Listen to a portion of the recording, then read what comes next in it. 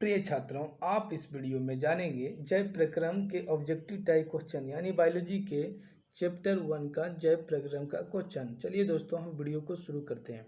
ये दोस्तों, ये जैव प्रक्रम ऑब्जेक्टिव टाइप VBI है, वेरी इंपॉर्टेंट है बोर्ड एग्जाम के लिए, आपके एग्जामों के लिए ऑब्जेक्टिव टाइप क्वेश्चनों में। चलिए हम वीडियो को शुरू करते हैं। पहला सवाल कौन सा है, और वीडियो से शुरू करने से पहले आप हमारे चैनल को सब्सक्राइब, लाल रंग का नीचे कलर का घंटी होगा उसको दबा के ऑल कर लीजिए, ताकि इसी तरह वीडियो आपको सबसे पहले मिले। चलिए हम वीडियो को शुरू करते हैं।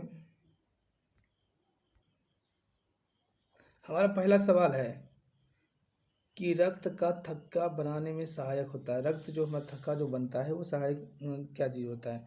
तो देखेंगे दोस्तों कि रक्त जो थक्का बनाने में जो सहायक होता है, रक्त बिंबाणु के कारण होता है। रक्त बिंबाणु, ठीक है, बिंबाणु, यानी कि इसी ऑप्शन में हम देख लेंगे बिंबाणु, रक्त बिंबाणु कहाँ है, तो ऑप्शन देखेंगे ऑप्शन नंबर सी में है। ऑप्शन नंबर रक्त बिंबाणु हो जाएगा। इसको याद कर लिए, रक्त का थक्का बनाने में सहायक जो होता है रक्त बिंबाणु होता है, यानी कि ऑप्शन नंबर सी। चलिए हम नेक्स्ट क्वेश्चन पर चलते हैं।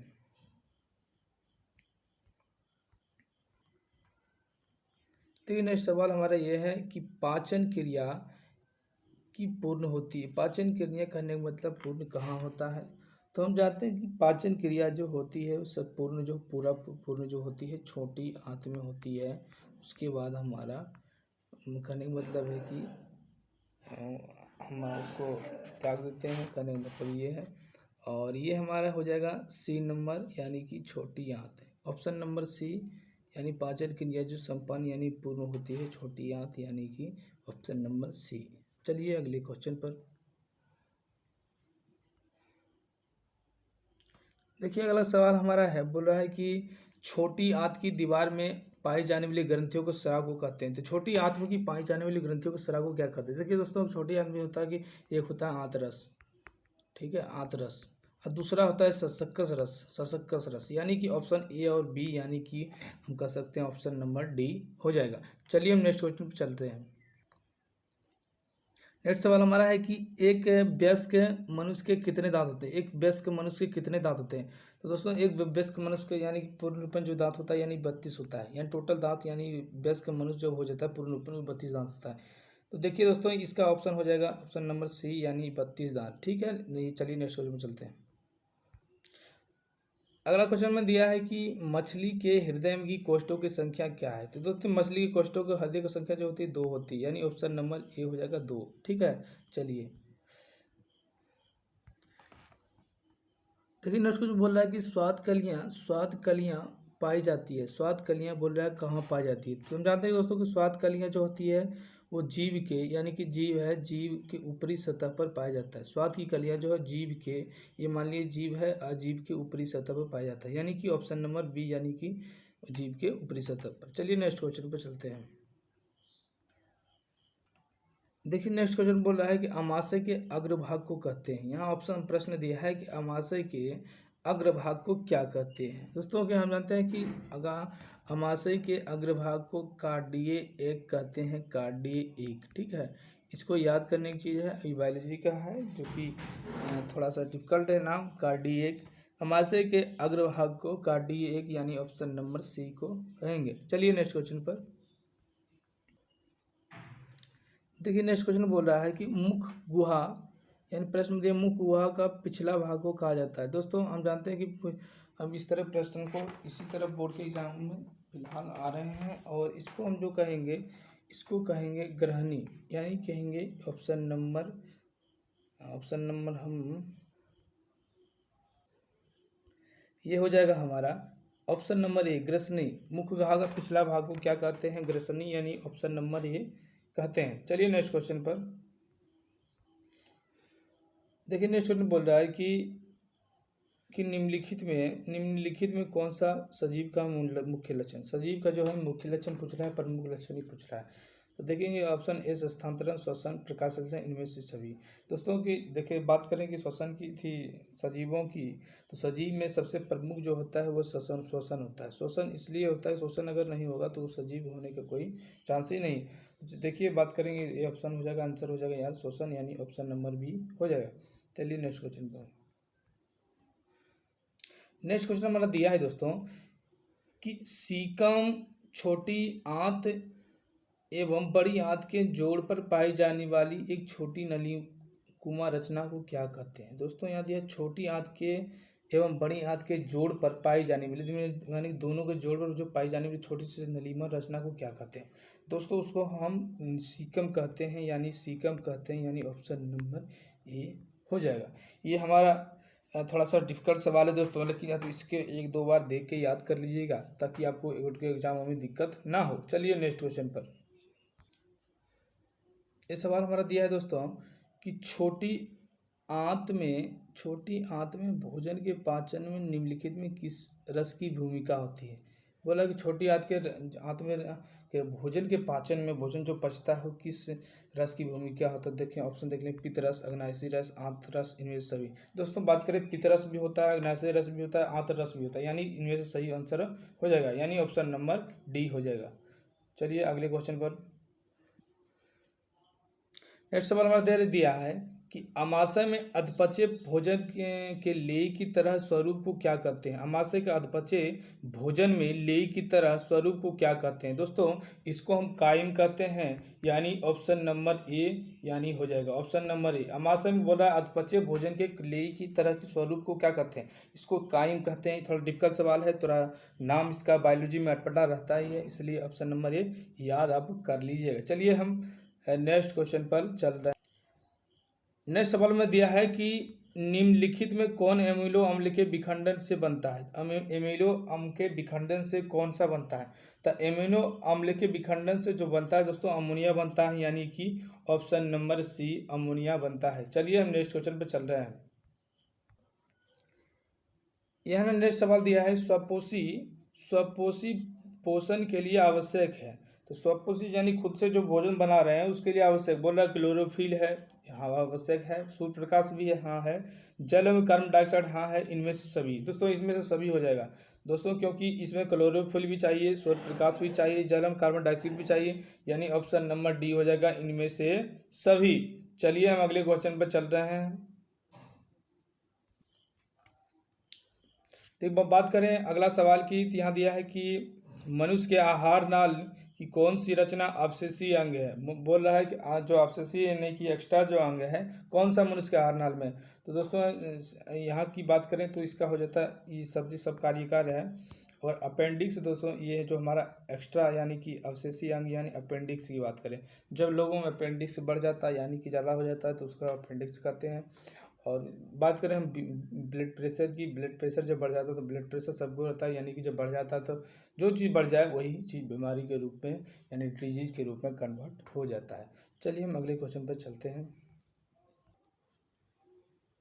ये हमारा सवाल है, अगला सवाल दिनचर्या के रूप में यानी कि बस दिनों में अपने जीवन कालों में यूज करने वाले चीज़ें। देखिए अगला सवाल यहाँ दिया है कि दांतों को अस्थि क्षय का कारण, यानी दांत का जो हड्डियाँ तो वो क्षय के कारण होता है, यानी बर्बाद होने का कारण क्या होता है, क्या काहे का सड़ता है। तो यहाँ देखिए ऑप्शन में दिया है हमारा कि मीठी, एक नंबर में मीठी चीज़ का खाना जी आवश्यक है, बैक्टीरिया का द्वारा अम्ल निर्माण करना हाँ का है, दांतों की सफाई न करना हाँ है, यानी कि दांतों का जो हड्डियों अस्थि क्षय जो होता है उसका कारण बताया गया। ये तीनों कारण जेन्यून है, सही है, यानी ऑप्शन नंबर डी हो जाएगा। चलिए हम अगले सवाल पर चलते हैं। नेक्स्ट सवाल हमारा है डेंटाइन के ऊपर दांतों की सुरक्षा हेतु पाई जाने वाली कठोर परत को क्या कहते हैं। डेंटाइन के बोल रहा है कि दोस्तों कि डेंटाइन यानी दांतों के जो ऊपर की दांतों की सुरक्षा हेतु ऊपर जो कठोर परत की जो पाई जाती है उसे क्या कहते हैं। तो जहाँ तक दांतों को जो, जैसे मान लिया कि ये दांत है, मान ली ये दांत, एक मिनट, ये अगर मान लिए दांत है, ठीक है, इसके ऊपर जो कठोर परत होता है जिससे हम किसी चीज़ को काटते हैं या करने, मतलब ये इनामेल यानी इनामेल पदार्थ का, नामक पदार्थ का बना होता है। इनामेल नामक पदार्थ का होता है, यानी ऑप्शन नंबर यहाँ हो जाएगा ए, यानी इनामेल। ठीक है, चलिए हम अगले सवाल पर चल रहे हैं। अगला सवाल हमारा दिया है कि पैरामीशियम में भोजन का अंतर्ग्रहण होता है। पैरामीशियम जो भोजन अंतर्ग्रहण पैरामीशियम में जो होता है वो कहाँ होता है। तो यहाँ दिया ऑप्शन ए सिलिया द्वारा, कोशिका द्वारा, भोजन रसायन, कोटपाद द्वारा। दोस्तों इसका सवाल हम इसका तो आप लोग बता सकते हैं इसका क्या आंसर होगा। दोस्तों इसका जो होगा हमारा कोशिका मुख द्वारा। ठीक है, इसका ऑप्शन नंबर बी हो जाएगा, यानी कि ऑप्शन नंबर बी कोशिका मुख द्वारा। चलिए नेक्स्ट क्वेश्चन पर चलते हैं। नेक्स्ट सवाल हमारा दिया है प्रकाश संश्लेषी इकाई क्या है। प्रकाश संश्लेषी जो इकाई है वो क्या है। तो दोस्तों प्रकाश संश्लेषी इकाई जो होते हैं पेड़ पौधे में, तो पेड़ पौधे में क्लोरोफिल है, क्लोरोफिल से ही उसकी इकाई है, यानी ऑप्शन नंबर सी हो जाएगा। सी, ऑप्शन नंबर सी, क्लोरोफिल। चलिए अगले सवाल पर। नेक्स्ट सवाल हमारा है कि प्रकाश संश्लेषण प्रक्रिया का मुख्य उत्पादक यानी कहिए उपोत्पाद क्या है। यानी कहने का मतलब है कि उसका जो मुख्य घटक क्या है, कहने का मतलब ये है। तो मुख्य घटक जो है सबसे ऑप्शन देख लेते हैं, ग्लूकोज, ऑक्सीजन, जल, कार्बन डाइऑक्साइड। तो दोस्तों इसमें सबसे पहला आवश्यक चीज़ है वो ऑक्सीजन है, यानी ऑक्सीजन रहेगा तब तो प्रकाश संश्लेषण की प्रक्रिया होगी, अन्यथा नहीं होगी। चलिए ऑप्शन नंबर ए पी हो जाएगा, यानी ऑक्सीजन हो जाएगा, बी नंबर। ठीक है, चलिए नेक्स्ट सवाल पर। नेक्स्ट सवाल हमारा दिया दोस्तों कि यहाँ बोल रहा है कि पैरामीशियम में पाई जाने वाली पोषण विधि को क्या कहते हैं। पैरामीशियम में पाई जाने वाली पोषण विधि को क्या कहते हैं, ये हो जाएगा दोस्तों। ये पैरामीशियम में जो पाया जाता है वो प्राणीसम होता है, प्राणीसम, यानी ऑप्शन नंबर यहाँ पर डी दिख रहा है, यानी कि ऑप्शन नंबर डी हमारा प्राणीसम हो जाएगा। चलिए हम अगले सवाल पर चलते हैं। अगला सवाल में दिया है कि निम्नलिखित में किसे प्रकाश से अंग कहते हैं। जो प्रकाश संश्लेषी अंग किसे कहते हैं दोस्तों, इसमें देख लेंगे जड़ है, पत्ती है, स्टोमेटा है, हरित लवक। देखिए प्रकाश संश्लेषी अंग जो होता है वो हरित लवक होता है, यानी ऑप्शन नंबर डी हमारा यहाँ पर दिखेगा, हरित लवक। ठीक है, चलिए अगले सवाल पर चलते हैं। यहाँ अगला सवाल दिया है कि निम्नलिखित में जठर ग्रंथि कौन सी कोशिका हाइड्रोक्लोरिक अम्ल का स्राव करती है। जठर ग्रंथि जो होता है कोशिका हाइड्रोक्लोरिक अम्ल का स्राव करती है दोस्तों की जो करती है जठर ग्रंथि जो करती है वो भित्तीय कोशिका करती है, भित्तीय कोशिका। यहाँ कि जो ये सब है ये सब ऑप्शन नहीं होगा, ये नहीं होगा, ये भित्तीय कोशिका हो जाएगा। चलिए अगले सवाल पर चल रहे हैं। नेक्स्ट सवाल हमारा दिया है मनुष्य के मुख गुहा के कितने जोड़े लाल ग्रंथियां पाई जाती है। मनुष्य में जो मुख गुहा जो जोड़े लाल ग्रंथियां जो पाई जाती है वो कितने प्रकार की, यानी कि हम जानते हैं तीन प्रकार की हो, यानी ऑप्शन नंबर सी हो जाएगा, यानी 3। ठीक है, चलिए अगले सवाल। अगला सवाल है कि इनमें कौन सी रचना अमीबा द्वारा भोजन का अंतर्ग्रहण होता है। भोजन का जो अंतर्ग्रहण होता है वो किस रचना द्वारा होता है। तो चलिए हमें इसका सवाल आप बता सकते हैं, इसका सवाल क्या होगा। चलिए इसका आंसर हम बता देते हैं, कूटपाद, यानी कि इनमें से जो हमारा जो कौन सी अमीबा का भोजन अंतर, यानी इसका आंसर हो जाएगा कूटपाद। ठीक है, चलिए नेक्स्ट सवाल पर चल रहे हैं।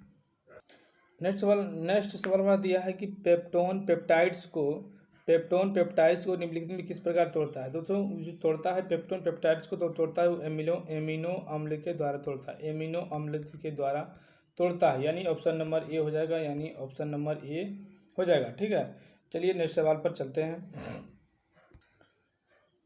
ये सवाल दिया है कि कोशिका के किस भाग में सजीवों के सारे गुण विद्यमान रहते हैं। कोशिका के किस भाग में सजीवों के सारे गुण विद्यमान रहते हैं, वो किस जीव द्रव्य। अगर जीव द्रव्य रहेगा तो हमारा सारा गुण विद्यमान रहेगा, यानी ऑप्शन नंबर सी हो जाएगा। चलिए नेक्स्ट क्वेश्चन। देखिए नेक्स्ट सवाल यहाँ हमारा दिया है कि निम्नलिखित में किस छिद्र द्वारा ग्रास नली से जुड़ी होती है। दोस्तों ये जो होता है ग्रास नली से जुड़ी होती है वो निगल द्वार होती है, निगल द्वार, यानी ऑप्शन नंबर ए हो जाएगा, निगल द्वार। चलिए हम नेक्स्ट क्वेश्चन पर चलते हैं। ये नेक्स्ट सवाल हमारा है कि अमीबा का मुख्य भोजन क्या है। तो अमीबा का जो मुख्य भोजन था शैवाल के टुकड़े होते हैं, डाइटम में एक कोशीय जीव होते हैं, बैक्टीरिया भी होता है, इनमें से सभी दोस्तों ये तीनों होता है, यानी कि ऑप्शन नंबर यानी कि सभी हो जाएगा, डी नंबर। चलिए हम नेक्स्ट सवाल पर चल रहे हैं। ये नेक्स्ट सवाल हमारा है ग्रहणी भाग होता है। ग्रहणी भाग क्या होता है दोस्तों, देखेंगे मुखवा, अमाशय, छोटी आंत, बड़ी आंत। तो ग्रहणी भाग जो होता है छोटी आंत, यानी कि छोटी आंत, यानी स्मॉल इंटेस्टाइन होता है, छोटी आंत। ठीक है, छोटी आंत, यानी ऑप्शन नंबर सी हो जाएगा। चलिए नेक्स्ट सवाल पर चलते हैं। ये नेक्स्ट सवाल हमारा है कि जीवन की उपापचयी क्रियाओं को संचालन के लिए निम्नलिखित में कौन आवश्यक है। दोस्तों इसका सवाल हम देख लेंगे, यानी कि ऑप्शन देख लेंगे। निरंतर ऊर्जा की आपूर्ति, शरीर की वृद्धि, छोटे ऊतकों की मरम्मत, इनमें से सभी। दोस्तों ये फिर सवाल हम एक बार पढ़ लेते हैं। जीवन की उपापचयी क्रियाओं को संचालन के लिए निम्नलिखित में कौन आवश्यक है। दोस्तों आप भी जो हमारा सवाल था एक बार पढ़ लिए थे, आप देखिए ऑप्शन देखिए, निरंतर ऊर्जा की आपूर्ति।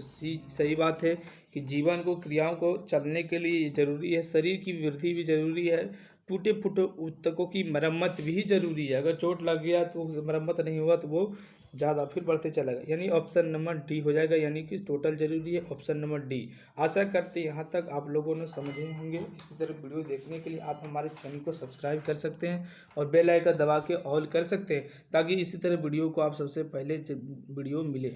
सब्सक्राइब करना एकदम ना भूलें, ताकि इस तरह वीडियो आपको सबसे पहले मिलना है। चलिए वीडियो को हम यहीं तक अंत करते हैं। तो नमस्कार, जय हिंद, जय भारत, अपना ख्याल रखें, धन्यवाद।